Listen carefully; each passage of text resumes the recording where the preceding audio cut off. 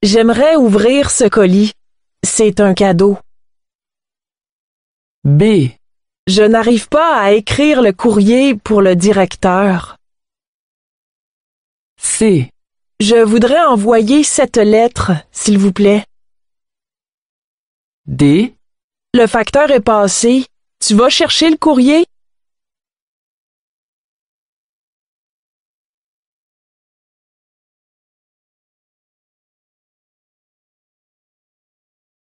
A.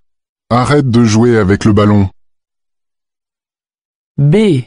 Fais attention avant de traverser. C. Mets ton bonnet tout de suite.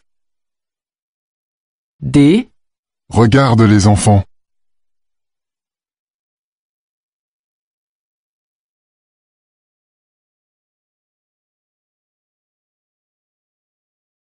A.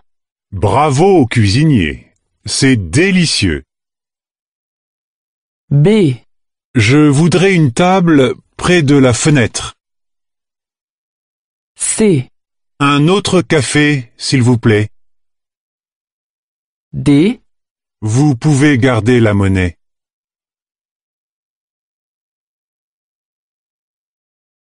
Allô, Anne? Je suis libre demain. Nous déjeunons ensemble? A. Avec plaisir. B. Ça va? Merci. C. Je t'en prie. D. Pas de quoi. Avez-vous entendu quelque chose? A.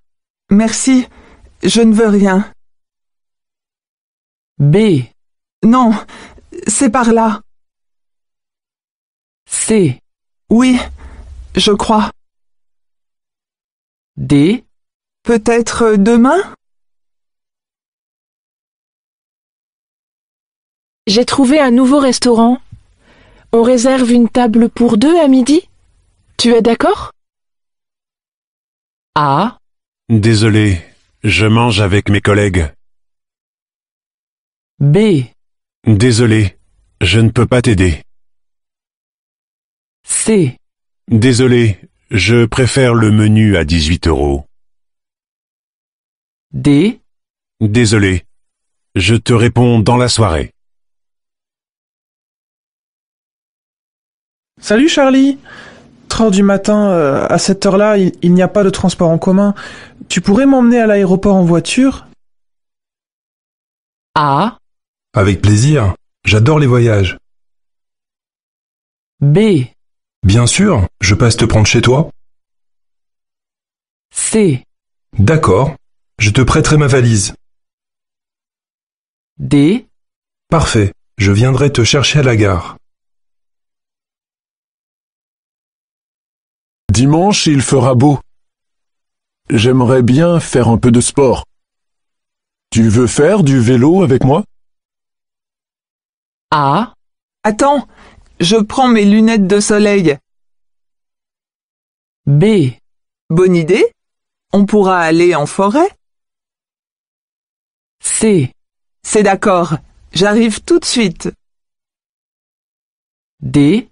Quel dommage! Demain, c'est fermé.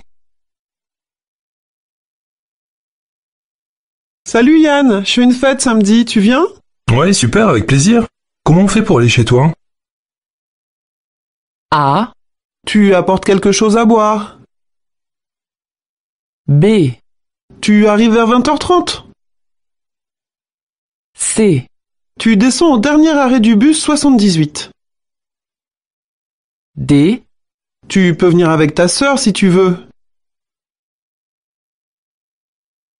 À 20h50, sur notre chaîne, participez à notre émission. Composez le 01 40 00 01 01 pour choisir la meilleure chanson francophone de l'année. Que doit-on faire pour participer? Qui t'est arrivé, Olivier? Tu t'es blessé dans une bagarre? Non, c'est une histoire idiote. Je suis allé skier avec des copains dans une station près de Montréal. On a passé la journée à descendre les pistes à toute allure. Et c'est comme ça que tu t'es cassé le bras? Même pas. Je suis rentré chez moi en voiture, et là j'ai manqué une marche en montant à l'étage. Comment Olivier s'est-il cassé le bras? Monsieur, je suis étudiante. Je cherche un logement. Bienvenue chez nous. Est-ce que vous savez comment fonctionne notre association? Non, pas très bien. Eh bien, vous habitez chez une personne âgée et en échange, vous lui rendez quelques petits services, faire les courses, préparer le repas et surtout lui tenir compagnie. Et combien ça coûte? Ça dépend du temps passé auprès de la personne et de ce que vous faites. Vous payerez un petit loyer si vous assurez seulement une présence certains soirs. Que permet cette association? Tu as aimé? Bof, je n'ai pas très bien compris la fin. Ah oui? Mais enfin, le héros quitte secrètement la France. Et il part où? Je ne sais pas, en Espagne, il est espagnol. Alors pourquoi le voit-on rentrer dans cette maison? Pour aller chercher un faux passeport. Tu t'es endormi pendant la séance, toi, non? De quoi parlent ces deux personnes? Cette fête de la gastronomie est l'occasion d'évoquer un plaisir que l'on peut partager très tôt en famille, le plaisir de cuisiner à quatre mains, parents et enfants réunis autour d'une même recette. Cuisiner avec son enfant, c'est une activité à la fois ludique, créative, enrichissante pour un enfant puisqu'elle fait appel à tous ses sens et c'est bien entendu un bon moment à passer ensemble. Selon cette personne, que permet la fête de la gastronomie? Posez mon manteau. Certainement, madame, c'est à votre gauche. Cette année, c'est gratuit pour les abonnés au théâtre. Oh, voilà une bonne nouvelle pour débuter la saison. Je vous souhaite une agréable soirée. Que souhaite faire la femme? Désiré? Est-ce que cette veste existe en noir? Je ne l'ai plus. Mais nous avons ce modèle-là, plus classique. Passez-la. Oh, elle est trop serrée. Non, je vous assure, c'est la tendance cette année de porter les vestes cintrées. Je ne pourrais pas mettre de gilet en dessous. Oh, vous n'en avez pas besoin. C'est de la pure laine, ça tient chaud. Bon, je la prends. Que propose la vendeuse à la cliente?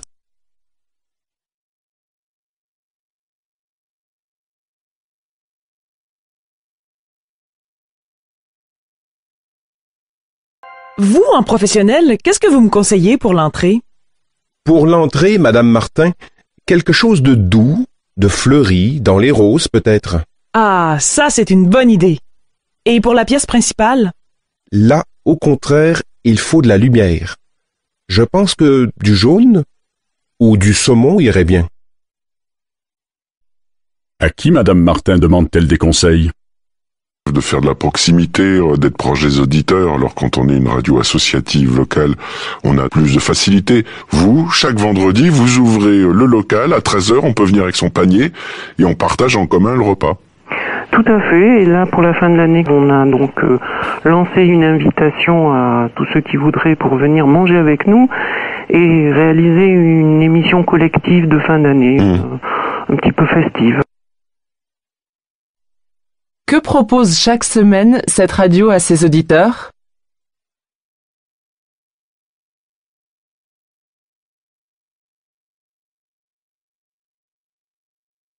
Et maintenant, les annonces de Radio Saintonge. Vous faites du sport dans un club et avez toujours rêvé de faire de votre passion votre métier?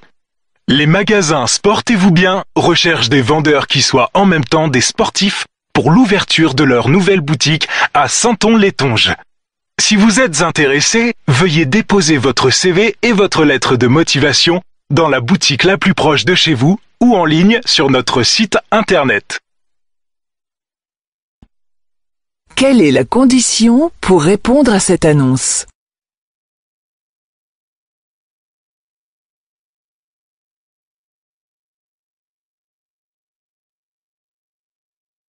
Oh, bonjour, je suis Madame Leroy. J'ai passé une commande de vêtements par téléphone il y a 10 jours avec une livraison à domicile. Et pourtant, rien n'est arrivé pour l'instant. Donnez-moi votre numéro client Blanche Maison, s'il vous plaît. Je vais vérifier. En effet, la livraison n'a pas été faite. La neige a interrompu le trafic. Le transporteur ne pourra vous livrer que demain. Pourquoi y a-t-il un retard de livraison?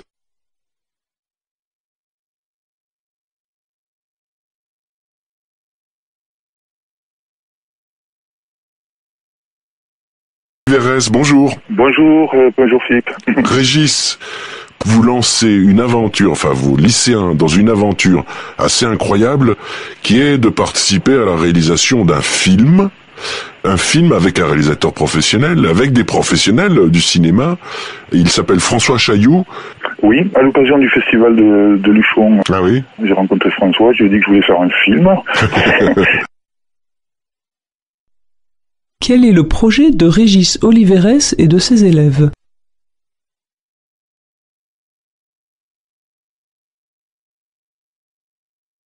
Quand j'étais adolescent, j'avais écrit un long poème à Georges Brassens.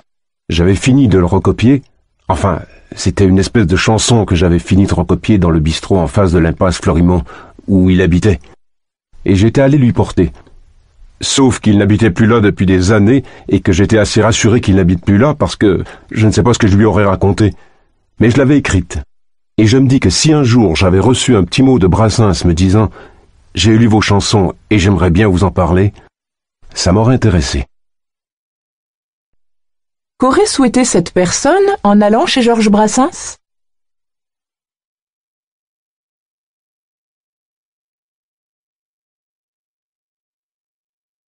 Question du jour, Valérie Cantier. Pourquoi l'établissement français du sang en appelle-t-il aux étudiants? Les jeunes donnent plus facilement leur sang, il faut le savoir. Ils voient ça comme un premier acte de citoyenneté, un acte solidaire, disent-ils, un geste utile, c'est ce qui ressort des sondages. Un donneur sur 5 a entre 18 et 24 ans en France, mais souvent, ils déclarent ne pas donner parce qu'ils ne sont pas sollicités, pas assez en tout cas, ou bien parce qu'ils ne savent pas où aller. Du coup, la semaine prochaine, l'établissement français du sang lance une campagne pour mobiliser les étudiants. Le slogan « On est plus qu'amis, on est donneur de sang ». Quelle est l'attitude des jeunes face au don du sang?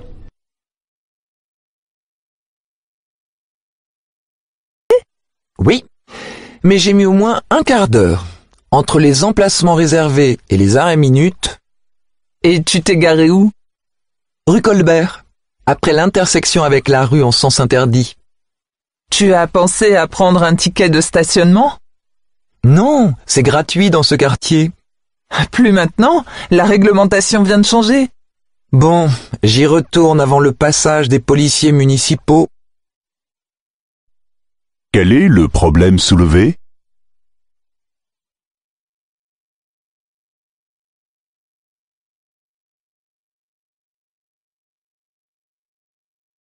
Christelle Nolot, directrice d'une salle de cinéma, nous parle du festival Le Printemps du cinéma.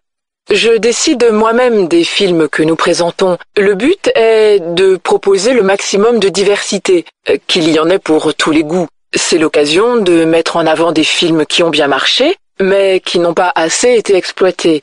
Pour les amateurs de cinéma d'auteur, il y a aussi une sélection de 15 films art et essai déjà récompensés. Qu'est-ce qui est important pour Christelle Nolot?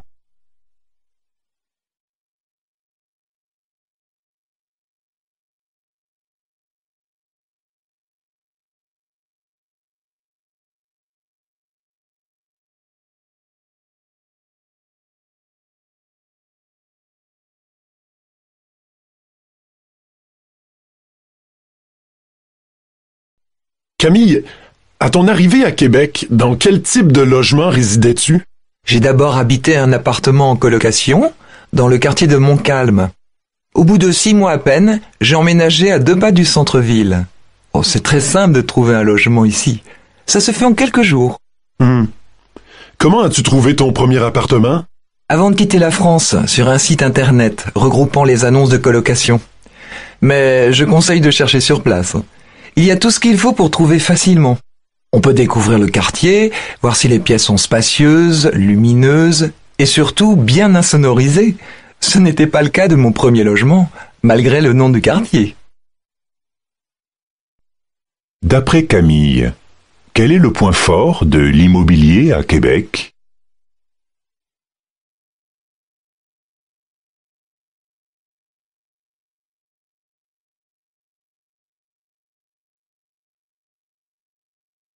Dans toutes les écoles primaires de France, 815 900 élèves du cours élémentaire vont passer des évaluations nationales en français et mathématiques. Alors, ces évaluations nationales sont-elles utiles? L'évaluation est un acte quotidien pour tous les enseignants. Là, c'est une évaluation institutionnelle que propose le ministère de l'Éducation nationale.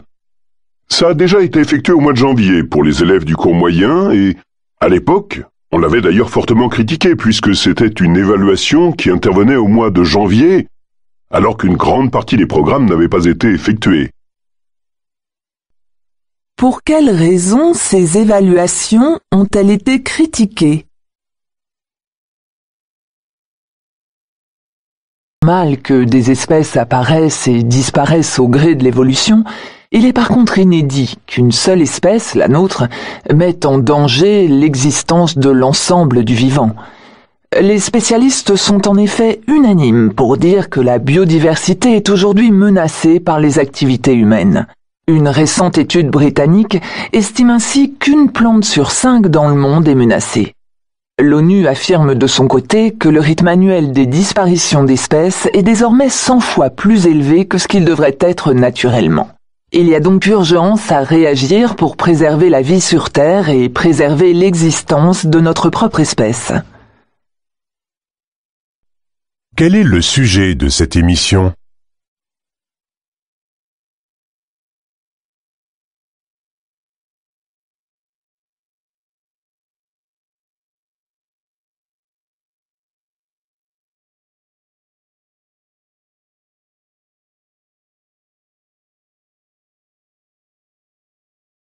Pouvoir faire le tour du monde sans avoir à payer pour te loger. Imagine partager des cultures différentes avec des guides personnalisés, totalement gratuits. Arrête d'imaginer, ça existe. Depuis l'an 2000, près de 300 000 personnes l'ont fait, à bon marché et hors des circuits touristiques programmés, grâce à l'hospitalité des membres d'un réseau social qui s'étend sur les 5 continents. Son fondateur, jeune étudiant allemand de 22 ans, assure que l'objectif final est de promouvoir la paix par l'échange interculturel. Que propose ce reportage?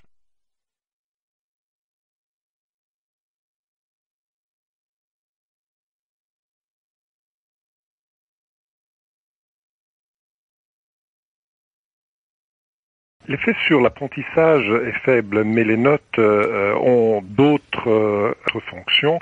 Elles servent à visibiliser les hiérarchies à l'intérieur de la classe, elles servent à savoir exactement à quel niveau se trouvent les élèves, donc elles donnent une indication très claire. Donc ensuite, elles permettent de faire le tri en termes de redoublement ou d'orientation.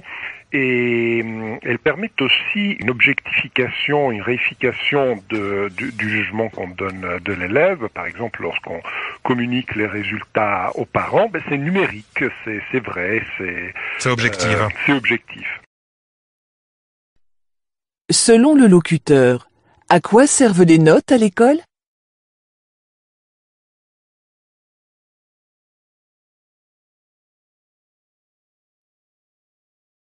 Bonjour. Alors, voilà ma question. Je voudrais savoir comment fonctionne le système des pourboires au Québec, car cela varie beaucoup d'un pays à l'autre. Est-ce obligatoire ou non? Eh bien, c'est une chose courante chez nous de laisser une somme d'argent à quelqu'un pour le remercier de ses bons services, car le service n'est pas inclus dans le salaire du personnel. Et comment calcule-t-on la somme d'argent qu'on doit laisser? En général, on doit laisser entre 15 et 20% de la somme indiquée sur la facture. C'est une vraie gymnastique alors au moment de payer. Non, pas vraiment. Nous autres, Québécois, on est habitués à ce système. Ça se fait presque automatiquement. De quoi dépend le montant du pourboire au Québec?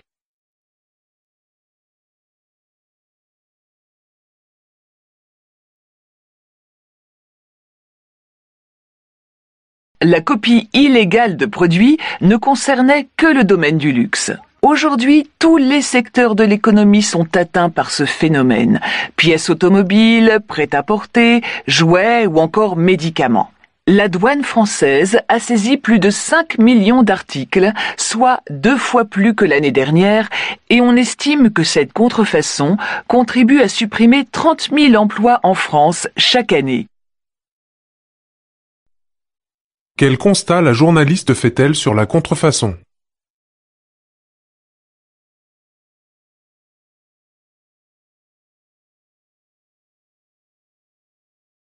Le monde bouge partout trop lentement, certes, mais enfin il bouge, même quand on parle de sport féminin. Non que nous ne célébrions depuis longtemps nos championnes, une médaille d'or au JO n'a pas de sexe, c'est une médaille d'or pour la France, un point c'est tout, mais dès qu'il s'agit de s'intéresser à l'actualité des équipes féminines de sport collectif et de retransmettre leur compétition, là, les médias ont souvent tendance à détourner caméras et micros. Et quand on scrute d'un peu près les instances dirigeantes des clubs et des fédérations, là encore, beaucoup de testostérone et encore bien peu de parité.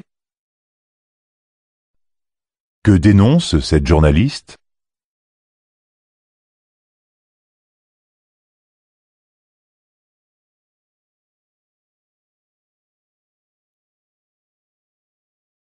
Dans le cadre du CRAD, je coordonne un projet de recherche justement sur l'adaptation du milieu urbain au changement climatique.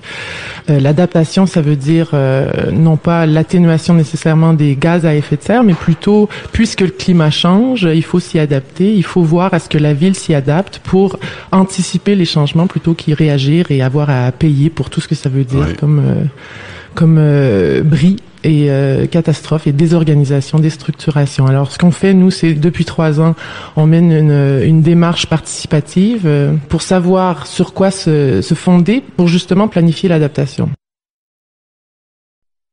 Sur quoi porte le projet de recherche mentionné par l'intervenante?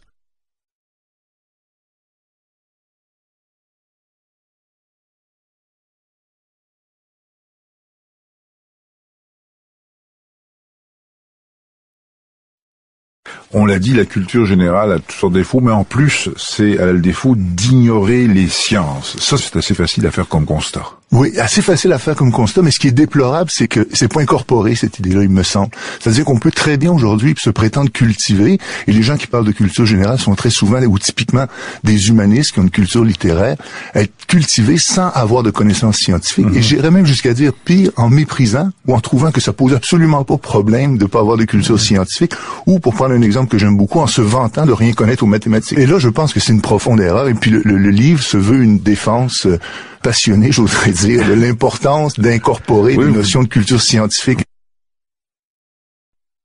Pour l'auteur, de quoi les gens cultivés doivent-ils se rendre compte?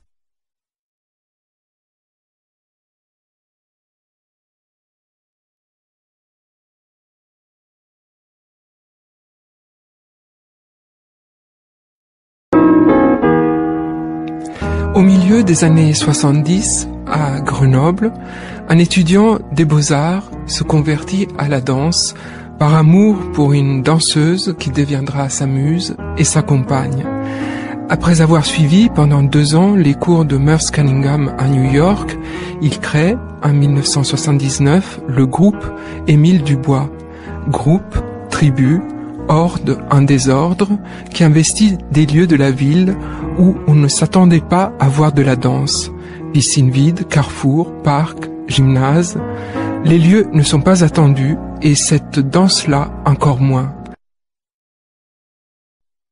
Quelle est la particularité du groupe Émile Dubois?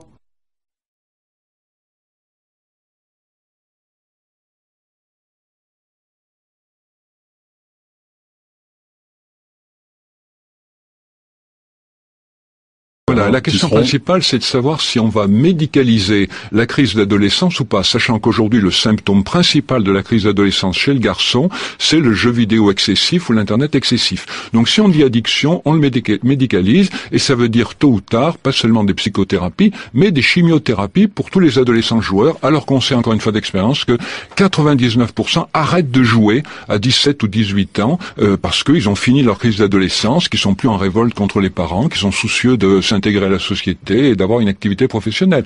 Donc l'adolescence, on l'accompagne, voilà, ne la pathologisons pas, et je suis bien content que l'Académie de médecine ait pris cette position.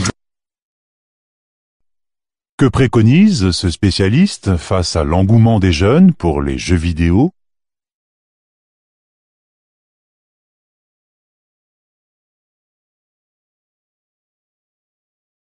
Chambre d'hôte, c'est d'abord opter pour un mode de vie bien particulier où vous partagez la vie de votre quotidien avec des gens de passage, soit toute l'année, ou une partie de l'année. Et c'est une formule conviviale qui a du succès puisqu'on en compte plus de 110 000 en France. Est-ce qu'il y a moins de contraintes pour les gîtes ruraux? Oui, tout à fait. Si vous êtes moins disponible, le gîte rural, pour cela, il vous suffit d'être là à l'arrivée, au départ des vacanciers. Et en fait, il suppose au contraire un logement qui est vraiment indépendamment du vôtre, qui est généralement situé à proximité de celui du propriétaire, mais où le vacancier va séjourner en toute autonomie pendant la semaine ou pour le week-end. Que peut offrir un propriétaire de gîte rural ?